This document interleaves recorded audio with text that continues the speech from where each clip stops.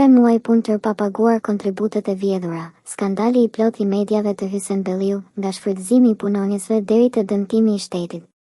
Tiranë, nëse 3 muaj pa pagë për punonjësit nuk mjaftonin për të shpallur alarmin, tani del në pah një skandal edhe më i rëndë. Mediat e Irfan Hysen Belliu kanë lënë pa paguar jo vetëm rrogat, por edhe kontributet sociale, duke i vjedhur 2 fish punonjësit dhe shtetin shqiptar.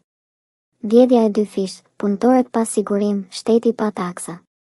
Burimet të brendshme në mediat e Hysen Belliu konfirmojnë.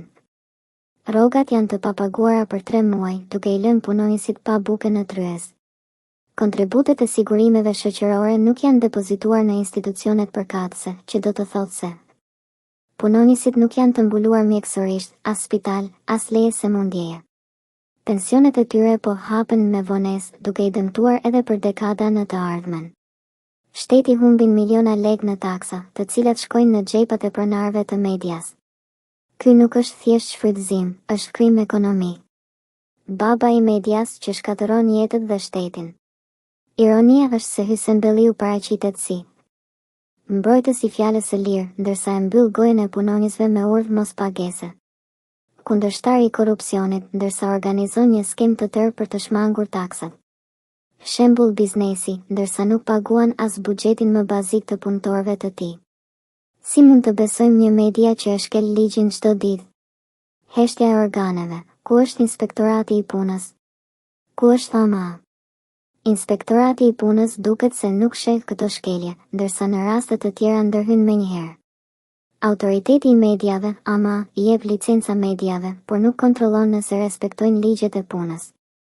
Drejtoria e tatimeve nuk ka nisur ndonjë hetim për kontributet e humbur. Pyetja është, a është Hysen Belliu i paprekshëm?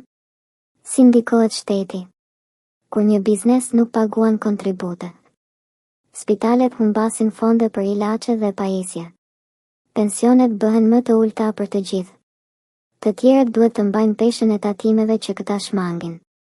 Hysen Belliu nuk po vjedh vetëm nga punonjësit, po vjedh nga çdo shtetas shqiptar. Çfarë duhet të bëhet? Punonjësit të ankohen zyrtarisht te Inspektorati i Punës dhe Prokuroria. AMA të anuloj licencën e mediave që shkelin ligjet.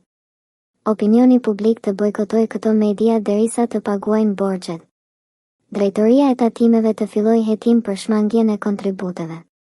Përfundim, nuk ka fjalë të lirë pa drejtësi për punëtorët.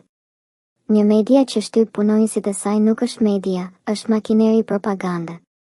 Hysen Belliu duhet të zgjedhë. Të paguaj çdo qindar borxh, rroga, kontributet, gjobat. Ose të pranoj se është thjesht një tjetër kriminal ekonomik i maskuar si sipërmarrës.